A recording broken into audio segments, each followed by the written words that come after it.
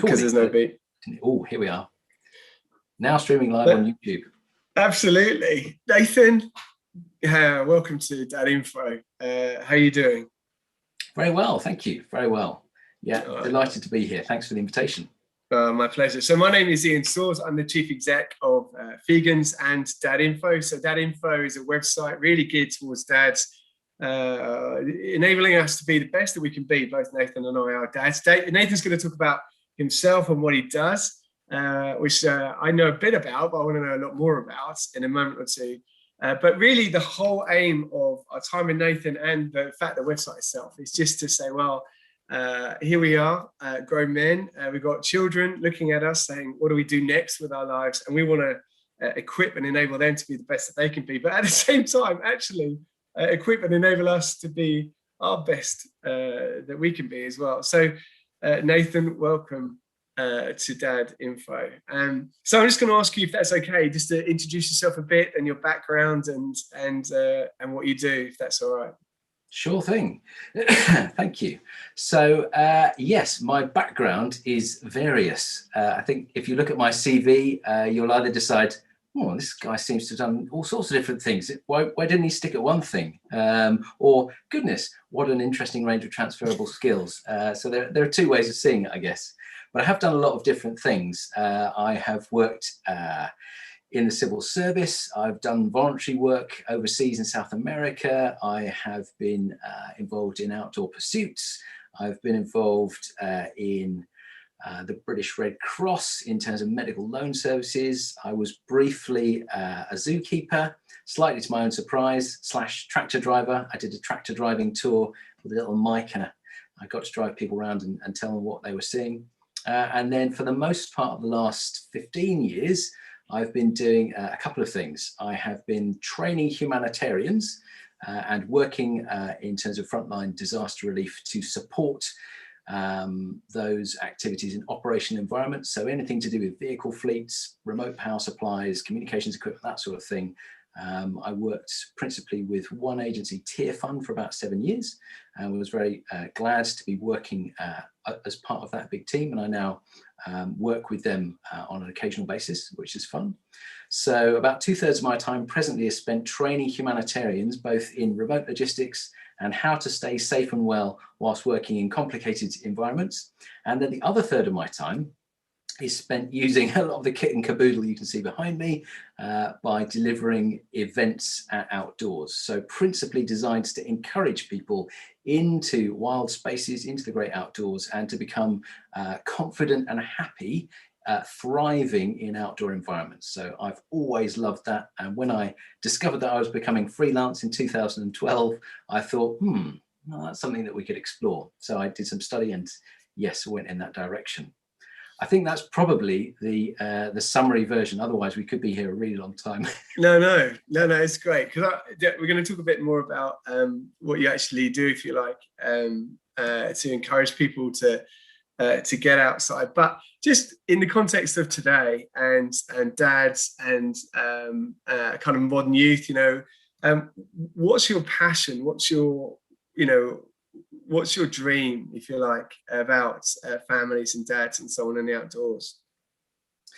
Thank you. That's a great question. I think my dream, my passion is simply to share the truth that the outdoors is both more available than perhaps we might imagine and more beneficial than perhaps we have guessed at. And so my little part in that is to invite people into outdoor spaces and say, this is how to thrive here. This is how to enjoy being in this place. And this is what's actually here. Because a lot of us, I think I can safely say, spends time going from one place to another place and not necessarily being fully present to what's in between. And when what's in between is an outdoor environment with stuff growing in it, living in it, scampering across it, then there is opportunity there to find fascination and wonder and health. And I'm sure we'll talk more about how it impacts, both the mind and the heart to be in natural environments. So really, my dream is to invite an increasing number of people to experience the outdoors in a way that they really enjoy, and find beneficial. And my little sort of part of the bushcraft community, if you like, is focusing on how in that environment, as we're becoming confident outdoors, we can strengthen our relationships with the people that we love, with our family, with our friends, and discover, well, this is a tremendously healthy and fun environment to be in. And that puts me at my ease when it comes to some of the complexities of relating to other people, given that, people are fabulously complex, intricate, and peculiar creatures, and getting to know and love and work alongside one another is a fascinating voyage. So if we can make it any easier by finding an environment where we feel at ease, so much the better. So it's what I'm going to pick up on that in just a moment. But I think one of the difficulties when we say, "Oh, this is beneficial for you," is everybody thinks, "Well, so is exercise and dieting," but I don't want to do those. Well, but to me, the joy. People watch this podcast every now and again. We know I've got a 16-year-old and two 14-year-old girls, and they're pretty bulletproof. But we didn't go out because it was, it was good. It was good for us, but that's not when we went out. It was because it was fun.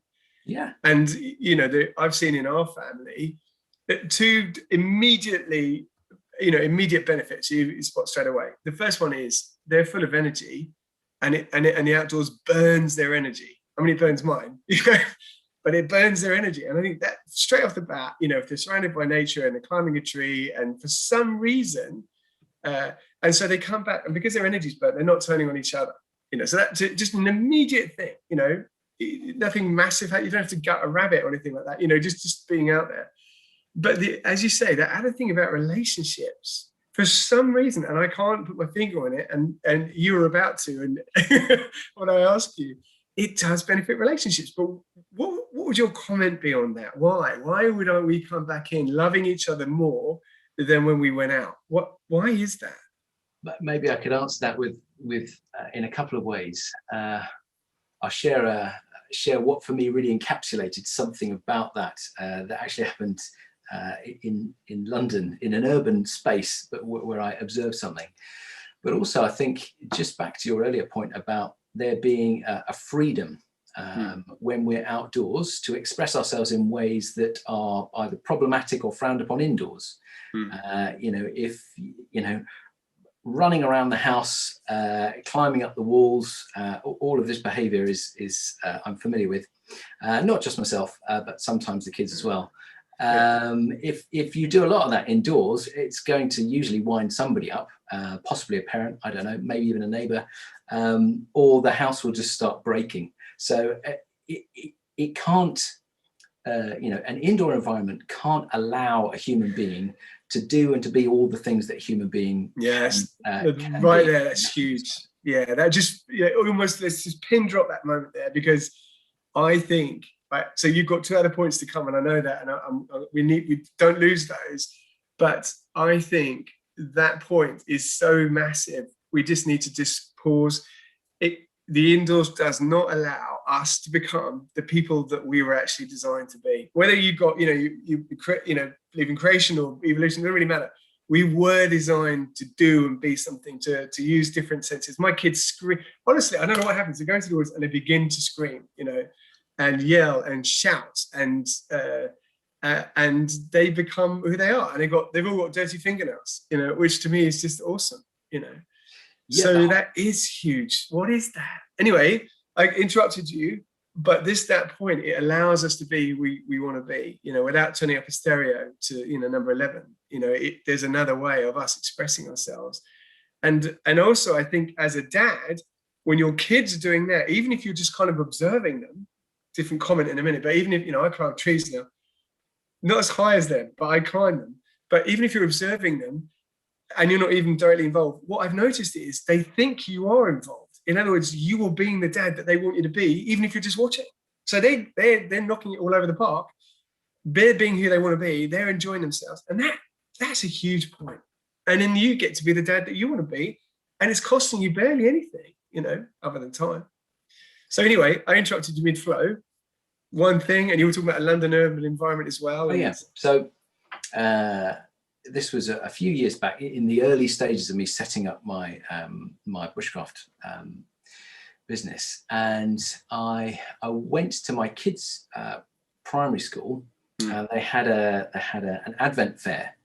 Now, at the primary school, there's a tiny little patch of land, which is the allocated forest school. And I mean, it's extraordinary what you can draw out of a relatively small space. In terms of acreage, it's really, really dinky, bordered on one side by, there are trains going past, and, you know, you don't forget the fact you're in an urban environment, but there are trees and there's grass and there are, you know, birds and animals that inhabit that space. Is wonderful. So I was thinking, well, what can I do? What can I provide? And I thought, well, maybe I can make a campfire if that's allowable in this forest school. And there was an area which could be used for a little campfire, and I could give people marshmallows to toast. We could have a stall for the Advent fair, and people would come in and they would toast marshmallows, sit around the fire, and it would be fun. So I thought, that's the kind of thing I like doing. Maybe other people will like that too. And the thing that really surprised me was how popular this particular stall was. And in subsequent years, how popular it's proved to be. So people were queuing up before we opened, and they were queuing up at the end after we'd finished, when I had to say, I'm terribly sorry. We ran out of marshmallows about 3 times, I think. So people came in substantial numbers, and I thought, is it the marshmallows? I'm not sure. I mean, everybody loves a toasted marshmallow. Well, some people do. But the thing that I really observed was how natural it was for adults and children to sit around a campfire. Yeah. So you have this focus around a campfire, and the thing that they did was talk to one another, even people that hadn't met before. I mean, extraordinary. So sitting around a campfire allows you to have a focus on something that isn't quite as intense as, here we are sitting in a cafe opposite one another, looking into one another's eyes and chatting about something intently. As much fun as that can be, it's a different vibe, and it means that you can have pauses in the conversation that feel quite natural and not awkward. Because, you know, you can sit and observe the fire for a little bit, you can inspect your marshmallow, you can, you know, see what someone else is doing, but it doesn't feel awkward or peculiar. And then when you're ready to resume conversation, or to, you know, talk to someone about something, you can do that. So there's a naturalness, and it's also very much a central focus, the campfire. So I was really fascinated by how much hunger there was to come and be part of something real, something natural, something a little bit wild. I thought, well, I'd already appreciated why these things work well for me, and I was encouraged to see that it worked well for other people. Now, you don't always need to have a campfire to be enjoying others in an outdoor space. It can be that you're allowing yourself to be fascinated by a bird that you can see, an animal that scampered by, a plant that you can see. In fact, this morning I was out on our local common. I'm studying the plants around and about at present. And every now and again, I'll find one and I'll try and identify it, see if I can work out what it is, and I'll maybe take a picture of it. And various people will walk past. What's that guy doing standing there with his camera looking at a plant? I'm just enjoying being there and absorbing kind of what's around. So I think there's a freedom not to have to talk all the time in a natural environment, for there to be pauses that allows you to relax a bit more. You don't always have to have the next answer stacked up. I want to pick up on the mental health thing, the mental health agenda. So vegans, we counsel 400 children every week. And so we are, you know, we're pretty experienced with kids who are very, very vulnerable. And if you go into any counselling room, not just ours, but any counselling room anywhere in the UK, you'll notice a couple of things. The chairs never face each other. They're always at an angle, you know, just as you talk about. And the other thing you'll notice in any children's counselling room is there'll be a kind of a stacks of shelves, or sand pit, or maybe a wet area, you know, where they can do clay or something like that. And the point is that if in the hour that or so that you have with a child, if you want a child to open up, you don't say open up. What you do is to say, play with some clay, here's some crayons. What about a doll? And what you don't do is the opposite. Social workers will report to us that the big disclosures, you know, this is what, you know, the horrible things that happen to children don't happen in a therapy room often, and they certainly don't happen face to face. They'll happen side by side. You know, as a social worker takes a kid, into a school or into back home or something, in a car. A lot of parents will talk about their 15-year-old daughter only opens up and they can't, but they don't know why. But the reason why is it's not about the opening up, it's about the road, it's about not being confrontational. That, or in your context, there's a fire, and there's this very natural thing which allows us to go, and at that moment, you know, we can build relationship. And if that's a vulnerable child in the therapy room, all to the good. But even better if that's, you know, a dad with his son or his daughter going, well, you know, what's going on with you right now? You know, or so did you want to comment on what you've noticed beyond that, you know, in terms of the mental health positives that come from, you know, families, dads, kids getting outdoors? Yeah, absolutely. So perhaps just one kind of follow-on point from the from what you were just saying about providing an opportunity in a natural space that is conducive to talking about deeper things. So I've seen that both with adults and children, I've seen that with adults and adults, and especially after you've been out for a period of time. So I do quite a lot of overnight events where we wild camp, and you know, there's this kind of de-stressing, decompressing, defragmenting that goes on with people over about the first half of the first day, into a relaxed state of, whoa, everything's okay here, and we eat nice food, and I'm warm and dry, and there are interesting things to do. That's all cool. The instructor doesn't appear to be a nutter, so you know, I can relax now. And then, you know, later on, you know, things will bubble to the surface. The other thing about that environment, when I'm leading a group that has adults and children, is usually most people aren't already some sort of bushcraft expert. Occasionally they are, but usually they're not. And that puts both the adult and the child kind of on a level, insofar as they're both expected to learn something. And the dad doesn't have to come in and imagine that they must be the expert. Oh, well, this is how we're going to do things. Because they're receiving the same instruction, whether it's this is how to safely use a knife, or how to safely use a saw, or this is how to operate when you're handling hot Dutch ovens or kettles off a fire. They're all getting the same kind of information, and it just helps the dads to relax into, oh, I don't have to be in charge in quite the same way that I do, you know, at other moments. So just to make that observation. But in terms of the mental health side of things, and the natural spaces, there are a couple of things I've just been thinking about. One is about if you make a deliberate choice to be out in nature, it's almost like you're cutting yourself some slack. It's like, right, I'm going to go on a walk, let's say, or I'm going to go and sit in the park, or I'm going to go eat my sandwiches and my lunch break outside somewhere. Wherever I've worked, I've always found places in my lunch break that I could go and sit outdoors and eat.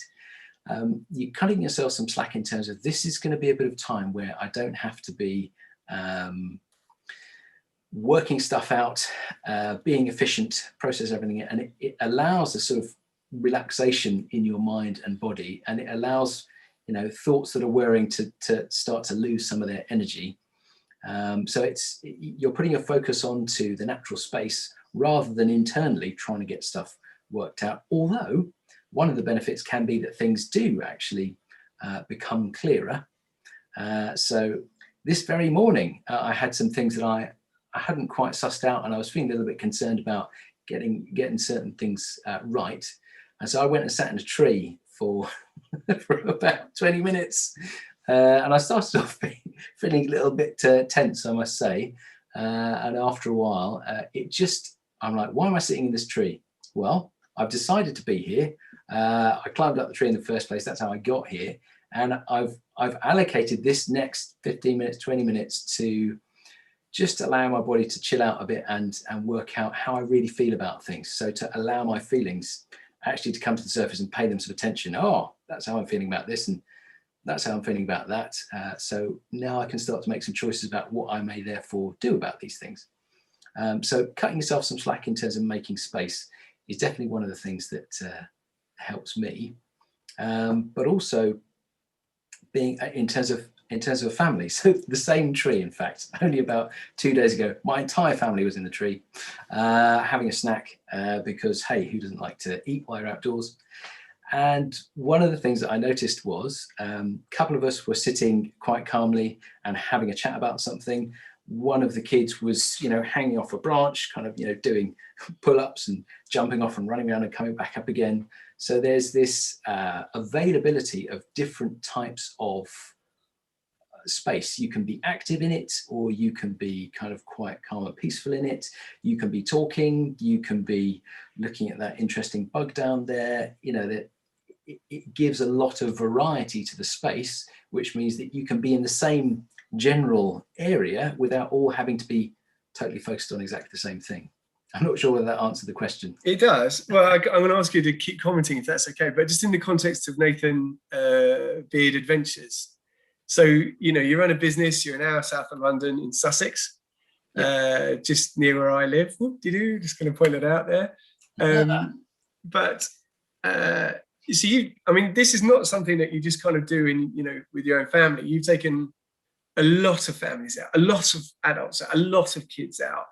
So what does that look like, and what so what does it look like, what happens, and why do you think people go, and what do you think they get out of it? So it's 3 questions. What does it look like? Why do people to go, and what do they get out of it when they come out with you? Awesome. Can I add just a little micro preamble, and I'll answer your 3 questions. So the micro preamble is this: the reason I do it is because I love it. Yeah. So when I was a kid growing up, from very, very young, I had the privilege of visiting my grandparents' farm, which is in fact very close to where I now deliver these events. So I would go there as a kid with my family, and we'd often meet my cousins on the farm, and it was extraordinary to have the freedom of the woods. We get to play. We played with sticks, we climbed trees, we got muddy, we went in rivers, we made little bridges, we made dens. We found out what happens when you encounter electric fences. We didn't cause too much fuss and bother, but we had this extraordinary freedom to roam around. As we got older, were able to use tools. We were able to use penknives and whittle things and make stuff in the woods, and it was such a joy. And then I got to age 10, and I will share with you, as part of my micro preamble, a seminal moment I had age 10. So here I am standing in a field in the farm, and this thought hits me: what if one day I don't want to play in the woods anymore? That rocked my world. That thought, the notion. Maybe I won't feel this way always, and at some point I won't want to do this. And I found it really shocking. Anyway, the good news is, aged 47 or thereabouts, I still like playing in the woods. It's never left me. Still, I have the joy of it. So the reason I'm doing it is for the love of it and the knowledge that it's been such a healthy part of my own experience. I was so eager for my children to enjoy the same, and then I realized, we don't actually have access to the land where my grandparents were farming anymore. How can I do this? And that's essentially part of the genesis of my wild ventures. Was, well, if I do it in a way where I can invite all sorts of people, and I have the right permissions, and I have access to the land, and it's all official and above board, I can get the best of both worlds. I can do the same things that I loved doing as a kid with my own kids, but I can invite others into that space. So in terms of how it looks, I did promise I'd come around to your questions. In terms of how it looks, either I take people for a day or for an overnight event, and definitely the most popular are the overnight events, which is essentially like a micro expedition, and people come along to the estate and park up at the car park at one of the farms on the estate, and then we walk into the woods, and on the way we have a look at what's around us. So we find plants that are valuable. Maybe some of them we could eat. Maybe some of them we could use to make medicine. Maybe some of them we could use to make string or cord. And we have a look at those. We have a look at the animal footprints that we find. And sometimes animals leave other things behind, which you can look at to discover what's living in the woods. So we have a chat about that as we walk our way through the woodland, and then come into camp. Now the camp's already established. So there's already a fire there, and we get the kettle on and have ourselves a cup of tea, and then we learn to use some basic tools. So you see behind me, my 3 kids have their own bushcraft knives, but we have bushcraft knives, we have saws, and I explain to people when you're in the woods and you want to do stuff, make stuff, and create an environment around you that's both comfortable and safe, it's really helpful to use these kinds of tools. So let's find out how to use these the right way, and then we can really enjoy making some things. So I get people to start making components that they will need for a shelter, so assuming it's an overnight event. So they do a bit of greenwood carving. Maybe we'll carve some silver birch, or maybe we'll carve some hazel into some tent pegs, get that sorted. Then we'll have a spot of lunch all cooked on the fire. So everything that we're doing is in a totally outdoor environment. And the whole purpose is to provide a space that's safe, fun, interesting, where people can ask questions and they get to do stuff with their hands. So it's all very practical. So we have a bit of lunch, and then we have a big old chat about where's a good place to make a shelter. What are the considerations about how we stay, comfortable for a night out in the woods? And then I give people some tarpaulins to make into shelters. We chat how they're going to do that. They choose where they're going to camp. So there's quite a lot of woodland, so there's no shortage of choice. At the moment, it's fabulous because it's covered in bluebells. When I was there just a couple of weeks ago, we had wild daffodils were growing around the camp as well. So it's really quite a pretty spot. So people go and choose where they're going to have their set up their bivvies, and they set them up so they're all ready. Then we'll go on another stroll in the afternoon, looking at other things that are growing, talking about the kinds of wildlife that you get there, because there's a lot of wild deer on the estate, which we'll often see, because I run limited number events, which increases the likelihood of seeing some wildlife. So usually I have groups of up to about 10. And then in the evening, we'll prepare some sort of wild food. So depending on what I can get, what's available, we might be preparing, it could be wild fish, it could be wild meat, and we will take it from however it was originally, right the way up until it's in a pot and it's tasty to eat. So we walk through that process, which gives an opportunity for a fascinating conversation around, where's food come from? What's the deal with eating food? Should we eat meat? Should we not eat meat? What does it mean? What responsibilities do we have about that? And people are often surprised by how interesting they find that part of the experience. And then we'll cook that up together and eat that. The following day, if people want to get up early, there's no obligation, but if they want to get up early, I will have already told folk where to find the great spots to see wild animals around, not too far from the camp, so they can go and sit down and spend some time watching animals. That's a wonderful practice, the sit spot, where you sit down for at least 20 minutes and allow the animals to come back, because they've got used to us being quietly there. And then we'll make bread, so I show people how to do that on the fire. And then there's a number of other activities. We might do some fire lighting. We might do some basic target practice with air rifles. Depends kind of really what the group dynamic is. And then I show them how to leave no trace, and then we hike off out of the woodland. There we are. I think that probably was question 1, and now I've got misty on what were questions 2 and 3. Well, you've already covered a lot of them. Can I ask you a couple of other questions as well? Yes, one of the things that I've observed, so I'll go out walking my dog through the woods, and I remember that watching his dad really shout at his boy to try and climb a tree. And I was watching him for a while, and he called his boy a coward, which is, it's just heartbreaking to watch. And I was thinking, well, the reason why girls climb trees is I climb trees. I didn't shout for them to go up. I called for them. Let's do this together. And now they can climb better than I ever could. Even though they're in their teens, they still climb trees now. Even last few days, there's a couple of great oaks near us, and they just go for it.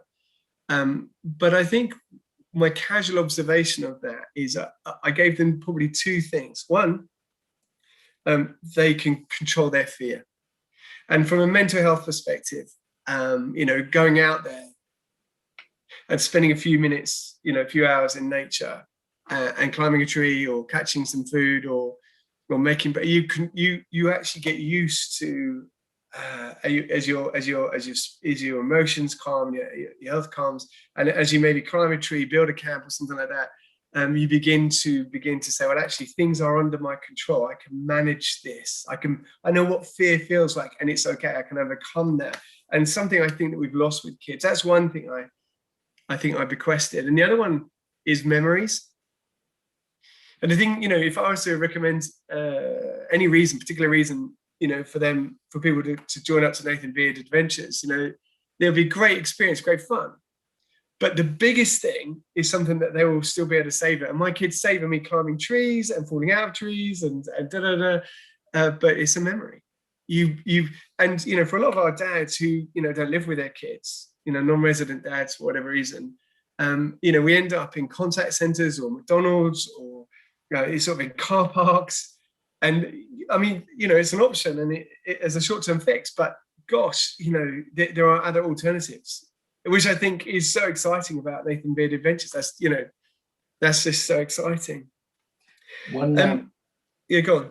Let's say one thing that I do. So, I think I'm a relatively stable sort of individual, but everybody has their ups and downs. And it was probably about 2 years ago. I had this strong sense that what I should do is have pictorial evidence of things to celebrate. And so in a business sense, because I'm thinking, there was no point at which I woke up and thought, I'm going to be a businessman. Let's do it. That's just not the way that I kind of have worked. But I realized that it was going to be necessary for me to achieve my dreams to get serious about, running a business. So I started with a big blank sheet of paper and wrote on it all the things that I didn't have and was scratching my head about, okay, well, these are going to need to be filled in somehow.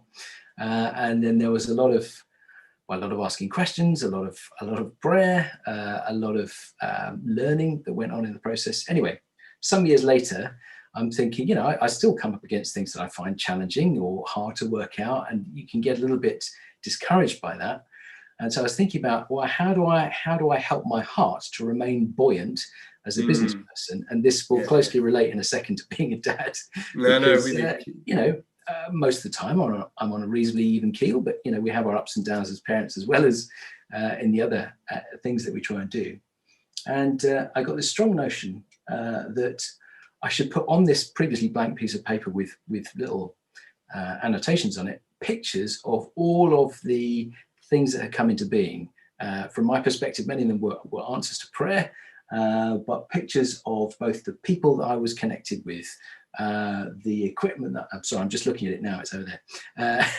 The times that I've been out in the forest with my family, the things that I thought were impossible, like getting access to land.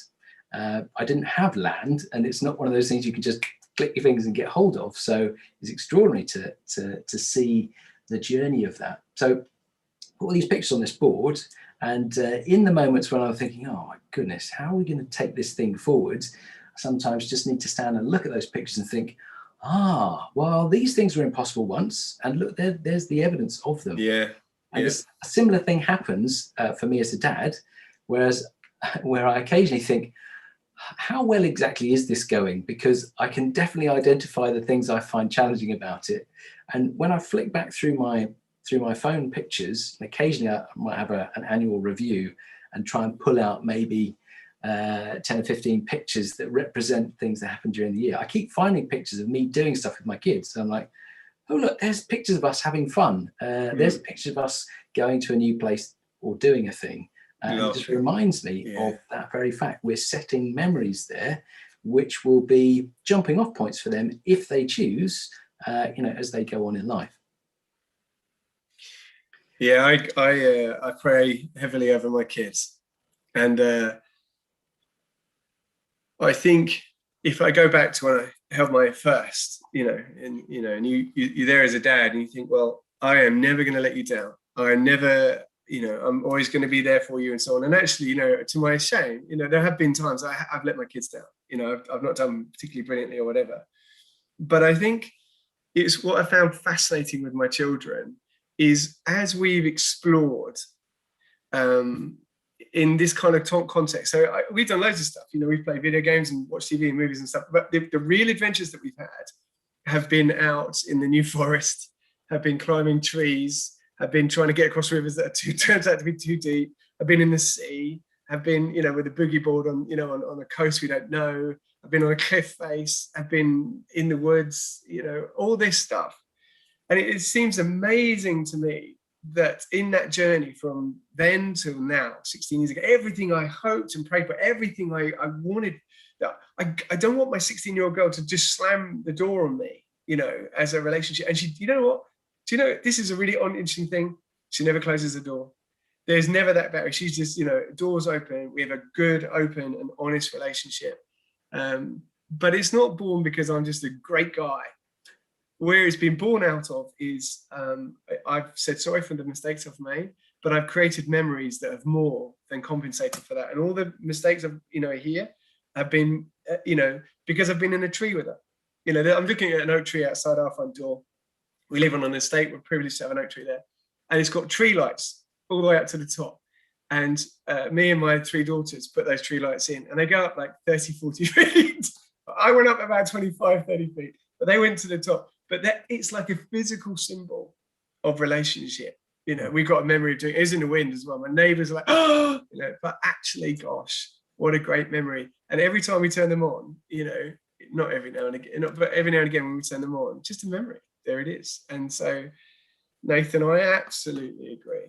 What a joy. And, and the gifts that come from that. You look on your wall. It's great to watch you physically look at your wall. We can't see it, obviously, but you're looking at something. So actually, I was just going to say, in terms of what you were saying about your tree climbing and decorating it with the lights, and also your earlier point about seeing the chap in the park who was not finding a good way of encouraging his son in the realm of climbing, but helping our children to experience risk and learn to appraise and understand risk is such a crucial aspect of I think, being a good parent. Yeah. And it's an interesting challenge because we have to be at the very least half a step ahead in terms of working out, goodness me, well, what is an appropriate level of risk? Because the kind of bear part of me as a dad, as in big scary bear, just doesn't want any harm to come to them. But you can't experience life without encountering risk. So it's a much more sustainable approach to work out, how do I look at a situation and determine, okay, well, this much risk is all right, but once it, around about here, that starts to become problematic, and so we'll back off. Just an example from my own kind of family experience is, so my eldest really loves free running, parkour. And this was a revelation to us. And I remember at the time thinking, is this the thing that we really want to be encouraging? I quickly realized that it very much was. But one of the things that surprised me was how quickly my son learned to judge physical risks with a lot of perception. Now, he's a confident individual, and he loves using his athleticism in that way. But actually, his ability to judge risk in the physical environment was massively improved by putting him into a learning space with some experienced free runners, where they could advise, okay, this is how it feels, this is how it looks, this is what you're looking for, and he became confident. In the kind of the bushcraft space, I suppose another equivalent would be the use of bladed tools. Some people are like, oh, don't let children near a knife. I'm thinking, well, I would agree and disagree with that statement. Certainly don't let them near a blade without instruction, without coming alongside, without showing them this is how. But once a child knows how, then they can be extremely safe. I wish I had it with me. I don't know whether it's still just here. I moved it. Anyway, I've got a picture of me, and I think I was probably aged about 21 or 22. There's a picture of me in Honduras where I was doing some voluntary work. And the picture is of me receiving some expert tuition on how to use a machete. I've got a machete as well, but it's over there. And so I was being instructed how to use a machete to open a coconut without losing any losing any of my own fingers. And it does require a particular knack. And my instructors on that occasion were a 5-year-old, a 3-year-old, and a 7-year-old. And it was a 5-year-old that was telling it to me straight. And I thought, well, in this environment, this 5-year-old is a great deal more experienced than me at using a machete.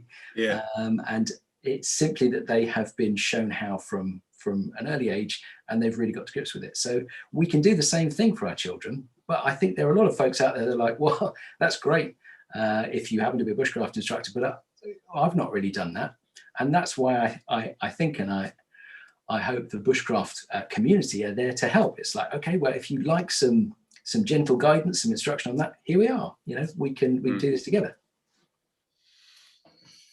Well, I would say that, I got, having unleashed my children into the natural environment at a pretty young age, there's been broken bones. Let me just put that out there. It's been awkward. But even, I would also say that this life is not free from pain. And, as a dad, I want to spare them all the pain. But, I remember once I'm just looking at my driveway, my daughter was in that car sobbing because life had dealt her a difficult blow, and we just parked up and she just couldn't even come indoors. She couldn't move, just sobbing and sobbing. Life actually has pain.